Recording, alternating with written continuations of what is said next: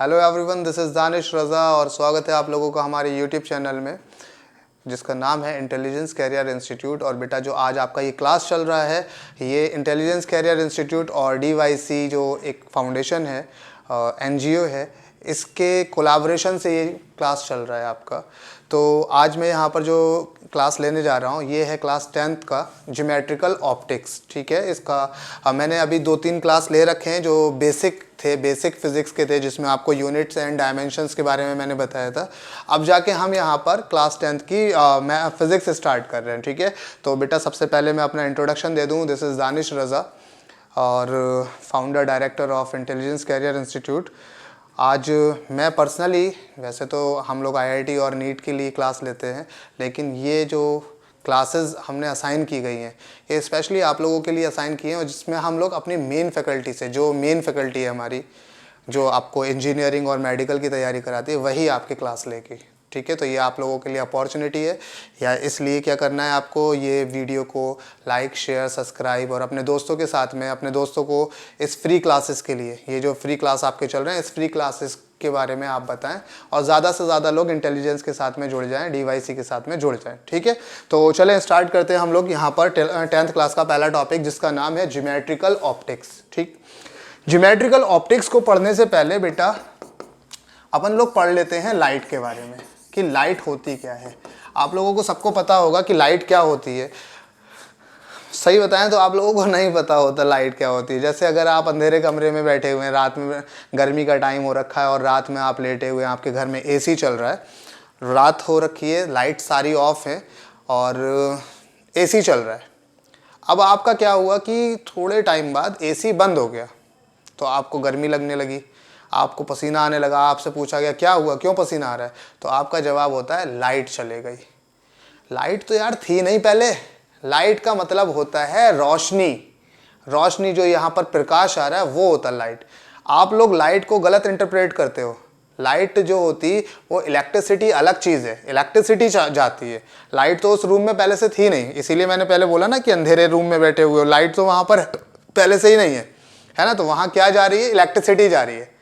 Light का क्या मतलब है कि जो रोशनी आ रही है हमारी तरफ, ये होती है लाइट। ठीक है, तो मैं इसको लाइट को डिफाइन करूं, light is a form of energy which enable us to see object.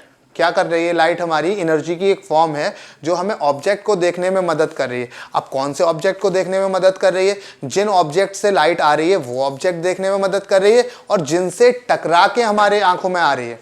मुद्दे की चीज क्या है कि लाइट का हमारी आंख में आना, तब जाके हमें ऑब्जेक्ट दिखता है। किसी भी चीज का, किसी भी रिफ्लेक्शन, मतलब किसी भी ऑब्जेक्ट से लाइट का टकरा के हमारी आंख में आ जाना, तभी वो ऑब्जेक्ट हमें क्या होगा, दिखेगा। ठीक है, तो लाइट क्या है, लाइट हमारी एनर्जी की वो फॉर्म है जो हमें देखने में मदद कर रही है। अब मुद्दा आता है कि क्या देखने में मदद कर रही है, तो देखने में क्या क्या मदद कर सकती है, जिन ऑब्जेक्ट से वो आ रही है वो देखने में। जैसे मैं कहूंगा कि मेरे यहाँ पर रॉड लगी हुई है, ट्यूबलाइट लगी हुई है, उस ट्यूबलाइट से लाइट आ रही है ना, तो वो ट्यूबलाइट भी देखने में मदद कर रही है। उसके अलावा वो जिन जिन चीजों से टकरा के मेरी आंख में आ रही है, लाइट तो अपनी ऐसे करके निकलती है ना, बूम, हर डायरेक्शन में निकलती है, तो वो हर डायरेक्शन में अपनी रोशनी में टकरा रही है। अब टकराना यहाँ पर रिफ्लेक्शन में पढ़ाऊंगा कि टकरा के क्या क्या होता है। तो वो जिन जिन चीजों से टकरा के मेरी आंख में आ जा रही है वो सारी चीज मुझे दिख रही है। ठीक है, तो लाइट क्या है, फिर से एक बार डिफाइन कर दूं यहां पर। लाइट है हमारा फॉर्म ऑफ एनर्जी, बल्कि ऐसा करते हैं, कलर ही चेंज कर लेते हैं। Form of energy, light is a form of energy which enable us, enable ये वाला नहीं होगा, ये वाला होगा, enable us to see objects. अब यहां तक जो डेफिनेशन थी वो 9th क्लास की डेफिनेशन है। इधर के बाद वाली जो डेफिनेशन है, टू सी ऑब्जेक्ट, ऑब्जेक्ट तो देखने में मदद कर रही है। कौन से ऑब्जेक्ट देखने में मदद कर रही है, from which it is coming, from which it is coming and from which it is reflected back, reflected back. ठीक है, तो स्क्रीन को पॉज करके डेफिनेशंस आप लिख सकते हैं। लाइट क्या है? Light is a form of energy which enable us to see object from which it is coming and from which it is reflected back. म्हणजे मतलब माने मीन कि लाइट हमारी एनर्जी की वो फॉर्म है जो हमें किसी भी ऑब्जेक्ट को देखने में मदद कर रही है। जिन ऑब्जेक्ट से वो आ रही है वो ऑब्जेक्ट भी, और जिनसे टकरा के हमारी आंख में आ रही है वो ऑब्जेक्ट भी हमें देखने में मदद कर रही है। बात क्लियर हो गई बेटा? हाँ सर, हो तो गई। अब यहाँ पर बेटा कुछ बातें कर लेते हैं हम। कुछ बातें क्या हैं? वो छोटी छोटी मगर मोटी बातें हैं। लाइट तो जान गए, अब लाइट की प्रॉपर्टीज भी जान लें कि प्रॉपर्टीज क्या होती हैं लाइट की। तो बेसिक सी बातें कर रहे हैं, उसके बाद स्टैंडर्ड को थोड़ा सा इंक्रीज करेंगे, लेवल अप होता रहेगा अपना। ठीक है, प्रॉपर्टीज ऑफ लाइट। प्रॉपर्टीज क्या है लाइट की? तो सबसे पहली प्रॉपर्टी ये है कि it is an electromagnetic wave. It is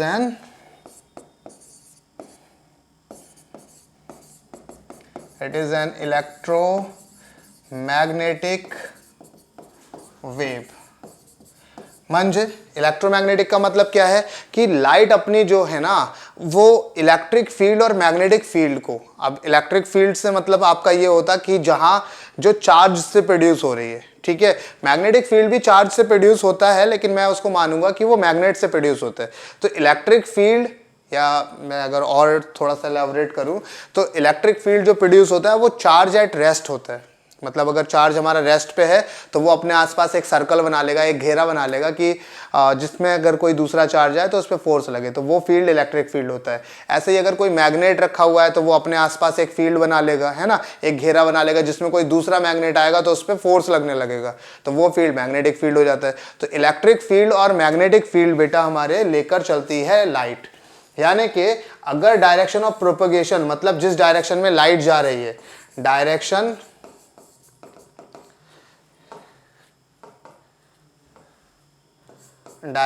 of propagation अगर ये है तो एक डायरेक्शन में इसके इलेक्ट्रिक फील्ड होता है और एक परपेंडिकुलर डायरेक्शन में इसके मैग्नेटिक फील्ड होता है। वेक्टर क्वांटिटीज होती हैं ये दोनों, इलेक्ट्रिक फील्ड और मैग्नेटिक फील्ड, इसलिए मैं इनके ऊपर वेक्टर लगा रहा हूं। तो अगर डायरेक्शन ये है, मतलब मैं ऐसे करके कह सकता हूं, ये एक डायरेक्शन ऊपर, एक डायरेक्शन ये, और एक डायरेक्शन में चलना, तो direction of propagation, direction of electric field and direction of magnetic field same, ये परपेंडिकुलर रहती हैं, तीनों एक दूसरे के म्यूचुअली परपेंडिकुलर रहेंगी।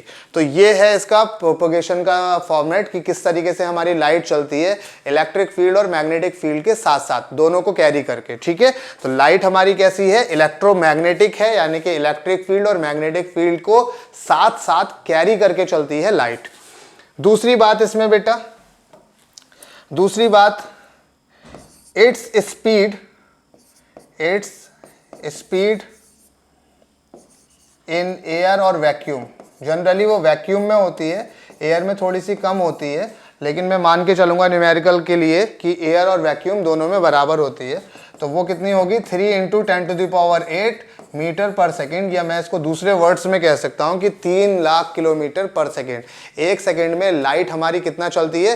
3 लाख किलोमीटर चलती है। ये इसके देवता को जानते हो, थॉर, रिमेंबर एसगार्ड वाले थॉर, वो तूफान के देवता, लाइट के देवता, है ना, तो वो यही होते हैं हमारे। स्पीड उनकी कितनी होती है? वो 3 हैंडल, दरवाज़ा खोल दो जब कहते हैं ना हैंडल से, तो यही थॉर जो इसी स्पीड से चलते हैं। तीसरी बात हमारी, it travel in straight line, it travel in straight line. Light की स्पीड को देख के अंदाजा लगा सकते हो कितनी तेज चलती होगी? एक सेकंड में 3 लाख किलोमीटर, 3 लाख किलोमीटर पर सेकेंड। ठीक है, it travel in straight line. और इसके साथ साथ मैं एक वर्ड और लगाऊंगा कि लाइट हमारी जो होती वो कैसी चलती है? स्ट्रेट लाइन में चलती है, लेकिन उसके साथ कंडीशन ये है कि जब तक कि उसको छेड़ा ना जाए, जब तक कि उसको परेशान ना किया जाए, जब तक कि उसको किसी से डेविएट ना कराया जाए, तब तक लाइट की खास बात है कि वो सीधी चलती रहेगी। ठीक है, तो light travel in straight line. चौथी बात हमारी ये है कि इसकी जो फ्रीक्वेंसी की रेंज है, इट्स फ्रीक्वेंसी रेंज, अब फ्रीक्वेंसी क्या होता है आप लोगों को मालूम है? Frequency range is 10⁻14 hertz to 10⁻15 hertz. Frequency क्या होती है बेटा, जो वेव होती है हमारी, जनरली मैं अगर साइनोसोडियल वेव की बात करूं तो वो वेव ऐसे होती हैं, कुछ ऐसे होती हैं, है ना। तो यहां से लेके यहां तक इसे कहा जाता है कि ये एक कंप्लीट वेव है। यहां से ऐसे करके गई और यहां तक आ गई तो इसे कहा जाएगा एक कंप्लीट वेव। तो बेटा एक कंप्लीट वेव जो है ना, इसकी लेंथ को कहा जाता है वेव लेंथ और ये एम्पलीट्यूड होता है। तो एक कंप्लीट वेव हमारी 1 सेकंड में कितनी बार निकल जा रही है, इसको कहते हैं फ्रीक्वेंसी। मान लो कि किसी एक पॉइंट पे ऐसे वेव निकलती हो, जैसे ईसीजी वगैरह मशीन में आप लोगों ने देखा होगा, पिक्चर वगैरह में देखा होगा कि ऐसे ऐसे कर्व बनते हैं या ऐसे ऐसे कर्व बनते हैं। तो वो ऐसे कर्व बनते हुए जो जा रहे हैं वो 1 सेकंड में कितने पास हो जा रहे हैं, इसी चीज को हम लोग बोलते हैं फ्रीक्वेंसी। नंबर ऑफ वेव पर सेकेंड, 1 सेकंड में कितनी वेव निकल जा रही है, इज कॉल्ड फ्रीक्वेंसी। तो फ्रीक्वेंसी हमारी कितनी लाई करती है बेटा, 10⁻14 हर्ट्ज टू 10⁻15 हर्ट्ज, यानी कि 10⁻15, 1 के बाद में 15 बार 0 लगा दोगे, इतनी वेव निकल जाती है 1 सेकंड में। तो ये है हमारी लाइट, ठीक है। लाइट की हमारी कितनी फ्रीक्वेंसी रहेगी, 10⁻14 टू 10⁻15। बात क्लियर, सही है। उसके बाद हमारा इसकी वेवलेंथ की रेंज जो होगी, वेवलेंथ रेंज इज 4000 एंगस्ट्रॉम। देख पा रहा है ये 4000, आपको 4000 एंगस्ट्रॉम टू 7000 एंगस्ट्रॉम।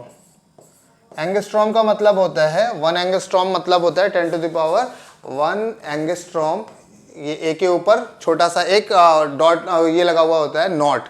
तो 1 एंगस्ट्रॉम बराबर होता है 10⁻⁻10 मीटर, ये होता है 1 एंगस्ट्रॉम, ठीक है। तो ये वेवलेंथ इसकी कितनी है, 4000 एंगस्ट्रॉम टू 7000 एंगस्ट्रॉम है, ठीक है। चले अभी आगे बढ़ते हैं, प्रॉपर्टीज में और चीजें देखते हैं। एक और बात है, इट डज नॉट हैव मास, इसके पास मास नहीं है। It does not have mass but carries, ये डबल आर है, ठीक है, carries energy and momentum. Momentum क्या होता है बेटा, quantity of motion contain in a body, quantity of motion contain in a body. तो इसके पास बेटा क्या नहीं है, इसके पास मास नहीं है, ये मासलेस पार्टिकल्स हैं, ये मासलेस रहते हैं, लेकिन फिर भी इनके पास क्या होता है, एनर्जी भी होती है और मोमेंटम भी होता है। एनर्जी का फॉर्मूला होता है हमारा E = h न्यू, और मोमेंटम का फॉर्मूला होता है लैम्डा = h/p, या p = h लैम्डा से भी कर सकते हैं। हालांकि 12th क्लास के टॉपिक है, बस आप लोगों को कितना जानना है कि इनके पास में क्या होता, एनर्जी भी होती है, मोमेंटम भी होता, हालांकि ये मासलेस होते हैं। हालांकि ये कैसे होंगे, मासलेस होंगे, मतलब डज नॉट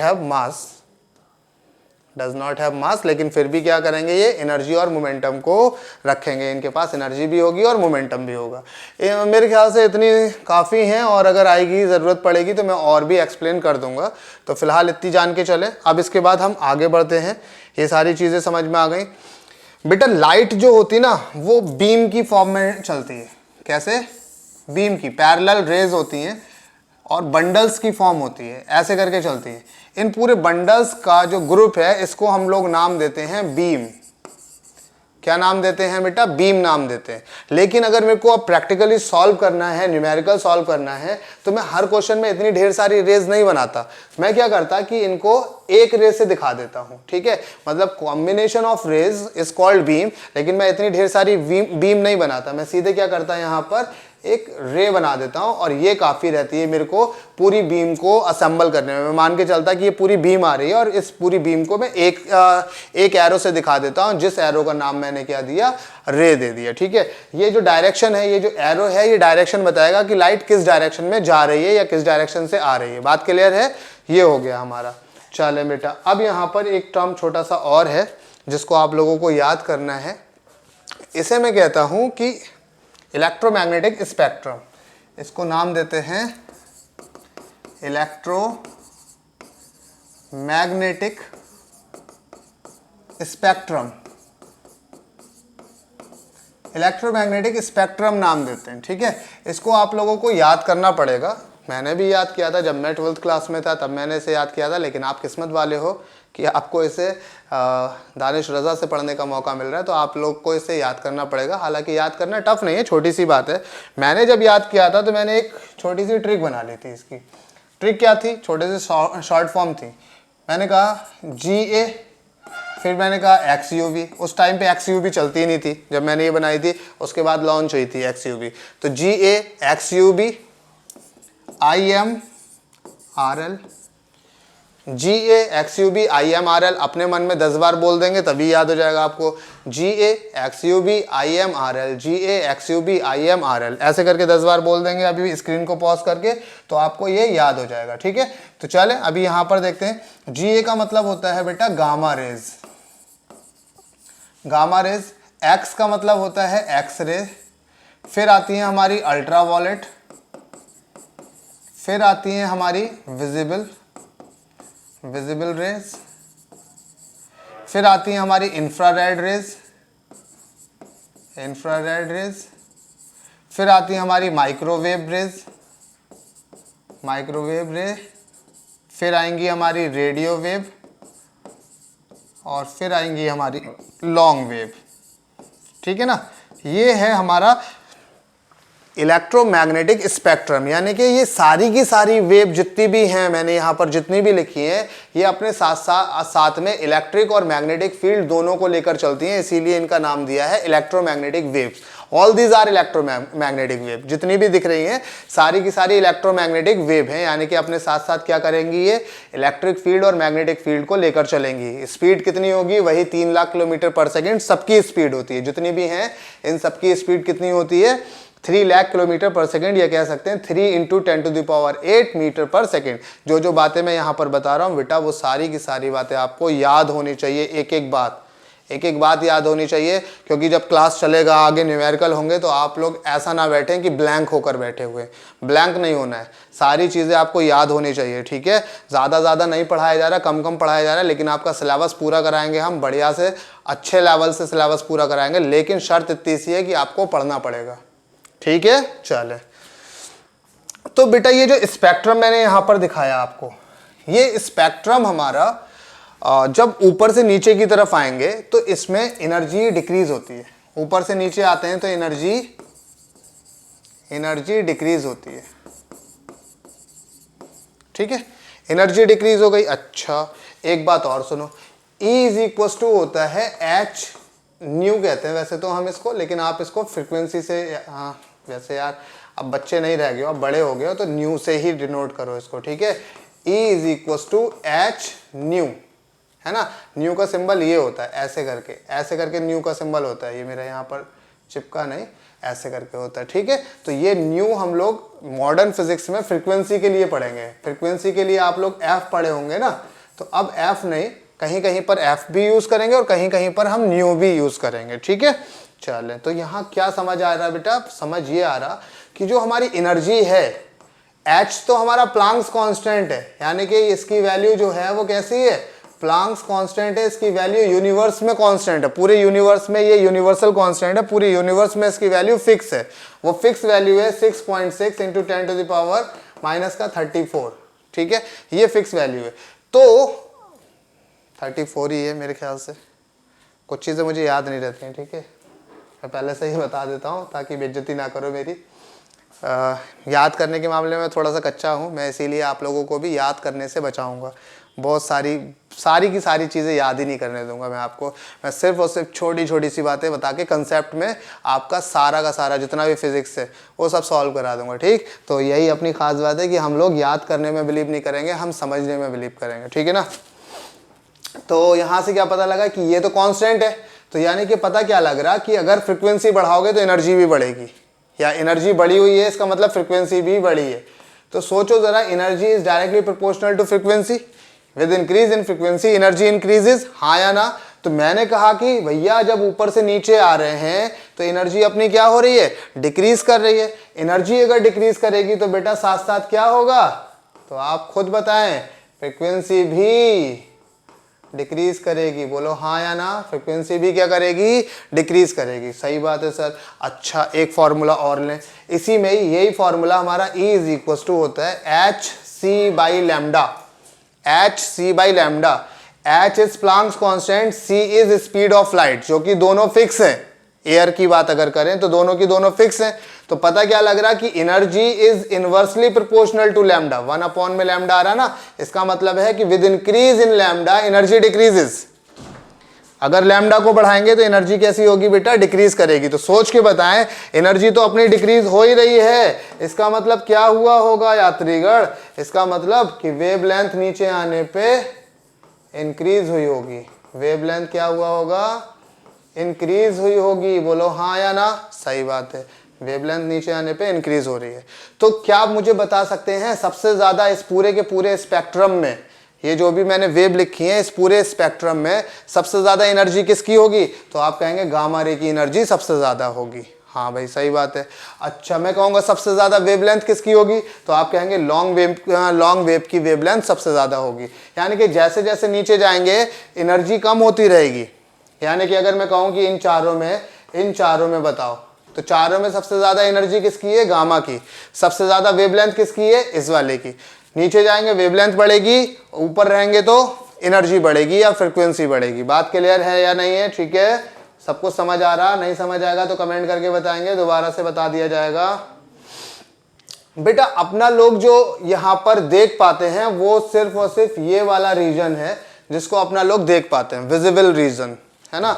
इसके अलावा हम किसी भी वेव को, ना तो इससे ऊपर वाली को और ना ही इससे नीचे वाली, हमारी जो आंख है, आंख के अंदर जो टेंडेंसी है वो सिर्फ और सिर्फ विजिबल रेस को देखने की ही टेंडेंसी है। यानी कि अपना लोग की जो लिमिट है वो कितनी है? 10 टू द पावर 14 से लेके 10 टू द पावर 15 हर्ट्ज की जो फ्रिक्वेंसी वाली लाइट होगी या जो भी वेव होंगी उन्हीं को देख पाएंगे और किसी को देख ही नहीं पाएंगे। तो सोचो इससे ऊपर वाली जो वेव होंगी वो 10 टू द पावर 15 से ज़्यादा की होंगी, उनकी फ्रिक्वेंसी 10 टू द पावर 15 से ज़्यादा फ्रिक्वेंसी की होगी, और जो इससे नीचे होंगी वो 10 टू द पावर 14 से कम फ्रिक्वेंसी की होंगी। बात क्लियर हो रही है? हाँ भाई सर क्लियर तो हो रही है। अच्छा तो बेटा मैंने यहाँ पर क्या किया, इन सारी की सारी वेव्स को, जो ये थी हमारी, कलर में और अच्छा सा चूज कर लूं, यहाँ ये जो मेरी विजिबल रेज हैं जिनको मैं देख पाता हूं, ये अपनी 7 रंगों में टूटती हैं।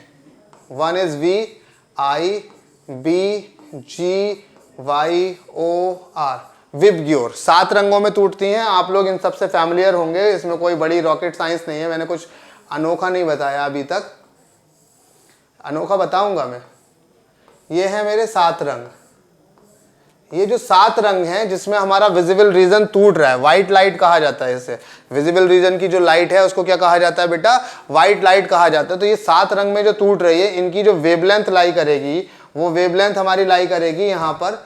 अच्छा सबसे ज़्यादा, अब मैं ऐसे करके देखूं ज़रा, मैंने कहा कि ऊपर से नीचे जब आ रहे हैं तो हमारी वेवलेंथ बढ़ रही है। तो सोच के बताएं ज़रा, जब यहाँ विजिबल को, इस विजिबल रीजन को मैंने 7 रंगों में तोड़ा होगा तो यही तो 7 रंग हैं। तो सोचो ज़रा, ऊपर से नीचे आ रहे हैं तो वेवलेंथ बढ़ रही है, यानी कि सबसे ज़्यादा वेवलेंथ कौन से कलर की होगी इन 7 रंगों में?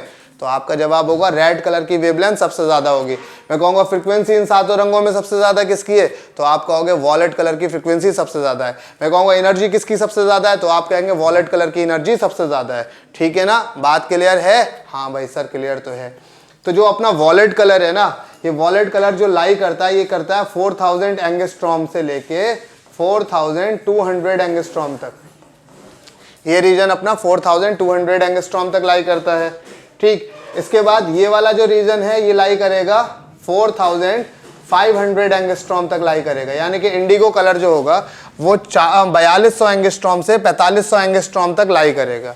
ब्लू कलर अपना जो होगा वो 5000 की रेंज तक होगा, 4500 से 5000 एंगस्ट्रॉम की रेंज होगा। ग्रीन कलर 5500 की रेंज का होगा, 5000 से 5500 की रेंज का।